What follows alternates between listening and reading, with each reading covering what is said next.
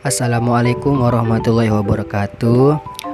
Perkenalkan, nama saya Gali Maulana dengan NIM 12210013 dan teman saya yang bernama Alfia Natasha dengan NIM 12210014. Pada video kali ini kami akan menyampaikan hasil diskusi kami. Adapun materi diskusi yang akan kami bahas pada video kali ini adalah pendekatan saintifik dalam proses pembelajaran PPKN. Tidak memakan waktu yang lebih lama lagi, mari kita masuk ke dalam pembahasannya. Baik, untuk materi yang pertama yaitu pengertian pendekatan saintifik. Pendekatan saintifik dalam pembelajaran adalah pendekatan yang menggunakan metode ilmiah dalam proses pembelajaran. Pendekatan ini mendorong siswa untuk mengamati, mengajukan pertanyaan, merumuskan hipotesis, mengumpulkan data, dan menganalisis data, serta membuat kesimpulan berdasarkan bukti yang ada. Pendekatan saintifik membantu siswa untuk mengembangkan keterampilan berpikir kritis, keterampilan berkomunikasi, dan keterampilan kolaborasi. Melalui pendekatan ini, siswa dapat aktif terlibat dalam proses pembelajaran, membangun pemahaman yang lebih mendalam, dan mengembangkan sikap ilmiah yang inklusif dan skeptis. Selanjutnya, manfaat pendekatan saintifik. Untuk manfaat pendekatan saintifik yang pertama adalah meningkatkan pemahaman yang mendalam. Dengan menggunakan pendekatan saintifik, siswa diajak untuk melakukan observasi, eksperimen, dan analisis data. Hal ini membantu mereka memahami konsep-konsep secara lebih mendalam dan membangun pemahaman yang kokoh. Siswa tidak hanya menghafal fakta-fakta, tetapi juga memahami prinsip-prinsip yang mendasari konsep tersebut. Manfaat yang kedua yaitu mengembangkan keterampilan berpikir kritis. Pendekatan saintifik mendorong siswa untuk berpikir kritis dengan mengajukan pertanyaan, merumuskan hipotesis, dan menganalisis data. Siswa belajar untuk mengevaluasi informasi, mengidentifikasi asumsi, dan membuat kesimpulan berdasarkan bukti yang ada. Keterampilan berpikir kritis ini penting dalam menghadapi tantangan dan mengambil keputusan yang baik. Untuk yang manfaat yang ketiga adalah mendorong keterlibatan aktif siswa. Dalam pendekatan saintifik, siswa aktif terlibat dalam proses pembelajaran. Mereka menjadi peneliti dan eksplorator yang mencari jawaban atas pertanyaan mereka sendiri. Dengan berpartisipasi secara aktif, siswa akan lebih bersemangat dan memiliki motivasi intrinsik yang tinggi untuk belajar. Selanjutnya, untuk manfaat yang keempat yaitu mengembangkan keterampilan berkomunikasi. Dalam pendekatan saintifik, siswa diajak untuk berkomunikasi secara efektif dengan mengumpulkan hasil hipotesis, menyampaikan hasil penelitian, dan menjelaskan kesimpulan mereka. Mereka belajar untuk menyampaikan ide-ide mereka dengan jelas dan mendengarkan dengan baik. Keterampilan berkomunikasi yang baik sangat penting dalam kehidupan sehari-hari di dunia kerja. Yang kelima yaitu mempromosikan kolaborasi dan keterampilan sosial. Dalam pendekatan saintifik, siswa sering bekerja dengan kelompok atau tim untuk mengumpulkan data dan menganalisis hasil. Hal ini mempromosikan kolaborasi dan keterampilan sosial seperti kerjasama, komunikasi tim, dan pemecahan masalah bersama.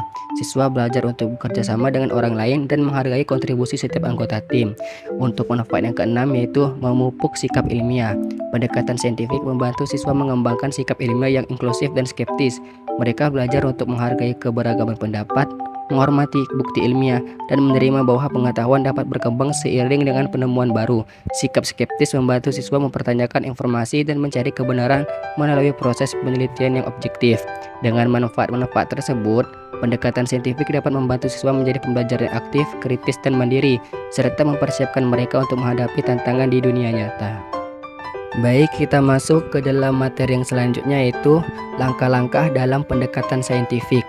Yang pertama ada mengamati. Di dalam pendekatan saintifik, mengamati adalah proses pengamatan secara seksama terhadap fenomena atau objek yang sedang dipelajari. Dalam konteks pembelajaran, mengamati melibatkan penggunaan indera seperti penglihatan, pendengaran, penciuman, perabaan, dan lain-lain untuk mengumpulkan informasi tentang objek atau situasi yang diamati. Dengan mengamati, siswa dapat mengumpulkan data dan informasi yang relevan untuk memahami fenomena atau konsep yang sedang dipelajari. Terus langkah yang kedua yaitu menanya. Menanya dalam pendekatan saintifik adalah proses mengajukan pertanyaan yang relevan dan bermakna untuk memperdalam pemahaman tentang suatu fenomena atau konsep yang sedang dipelajari. Menanya merupakan langkah penting dalam pendekatan saintifik karena dapat merangsang pemikiran kritis, memperluas pemahaman, dan memotivasi siswa untuk mencari jawaban melalui eksplorasi dan penelitian. Dengan menanya ini, guru dapat merangsang rasa ingin tahu siswa sehingga mereka akan mencari jawaban dan memperluas pemahaman mereka. Dan dengan adanya pertanyaan ini dapat memancing siswa untuk berpikir secara kritis. Untuk langkah yang ketiga yaitu mengumpulkan informasi atau mencoba. Dalam pendekatan saintifik, mengumpulkan informasi adalah proses mencari dan menghimpun data dan informasi yang relevan untuk memperoleh pemahaman yang lebih baik tentang suatu fenomena atau konsep yang sedang dipelajari. Mengumpulkan informasi merupakan langkah penting dalam pendekatan saintifik karena data yang diperoleh akan digunakan sebagai dasar untuk analisis dan pembuatan kesimpulan. Selanjutnya, langkah yang keempat yaitu mengasosiasi atau menalar. Menalar atau mengasosiasi dalam pendekatan saintifik merupakan kemampuan untuk menghubungkan informasi yang telah dikumpulkan, menarik kesimpulan, dan membuat inferensi berdasarkan bukti yang ada. Ini melibatkan kemampuan siswa untuk berpikir logis, menganalisis data, dan mengidentifikasi pola atau hubungan antara konsep yang dipelajari. Selanjutnya, langkah yang kelima yaitu mengkomunikasikan. Dalam pendekatan saintifik merujuk pada proses penyampaikan ide, temuan, dan pemahaman kepada orang lain. Dalam konteks pembelajaran ilmiah, mengkomunikasikan ini berarti menyampaikan dan memberikan argumen atau ide kepada orang lain. Ini melibatkan kemampuan siswa untuk berkomunikasi secara efektif dengan menggunakan bahasa yang tepat, menyajikan data dan informasi dengan jelas, dan berbagi pemikiran dan kesimpulan mereka. Selanjutnya, saya akan menjelaskan tentang penerapan langkah-langkah saintifik dalam pembelajaran PPKN. Nah, berikut akan saya berikan contoh penerapan langkah-langkah pendekatan saintifik di dalam pembelajaran PPKN materi tentang norma-norma di masyarakat. Yang pertama, mengamati.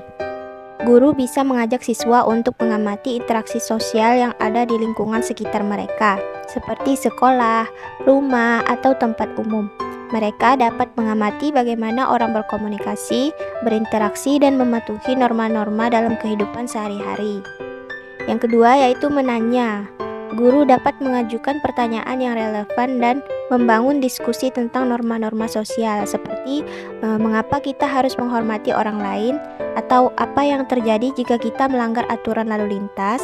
Nah, guru juga bisa mengajak siswa untuk melakukan diskusi secara kelompok-kelompok kecil tentang norma-norma sosial yang mereka pahami. Yang ketiga yaitu mengumpulkan informasi atau mencoba. Guru bisa mengajak atau menyuruh siswanya untuk mengumpulkan informasi melalui wawancara ataupun observasi. Siswa dapat mewawancarai orang tua atau tokoh masyarakat yang ada di lingkungan mereka. Mereka dapat bertanya tentang norma-norma dalam keluarga, norma-norma dalam interaksi sosial, dan lain-lain.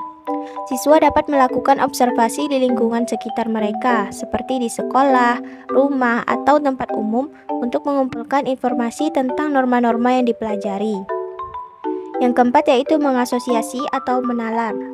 Guru mendorong siswa untuk menghubungkan informasi yang telah mereka kumpulkan, mengidentifikasi pola atau hubungan, dan membuat kesimpulan berdasarkan bukti yang ada. Contohnya, siswa dapat mengasosiasikan norma-norma sosial dengan nilai-nilai yang mendasarinya. Misalnya, mereka dapat menalar bahwa norma menghormati orang lain terkait dengan nilai-nilai seperti kesopanan, empati, atau persamaan hak asasi manusia.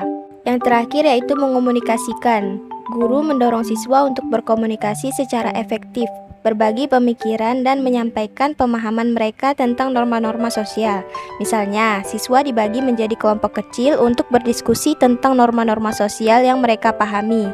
Setiap kelompok dapat diberikan topik atau situasi yang berkaitan dengan norma-norma sosial, seperti norma dalam berkomunikasi, norma dalam keluarga, atau norma dalam kehidupan berbangsa dan bernegara. Setiap kelompok dapat berbagi pemikiran, menanyakan pertanyaan, dan mencoba mencapai pemahaman yang lebih dalam tentang norma-norma tersebut. Hanya sekian yang bisa kami sampaikan, kurang dan lebihnya mohon dimaafkan. Wabillahi taufiq wal hidayah. Wassalamualaikum warahmatullahi wabarakatuh.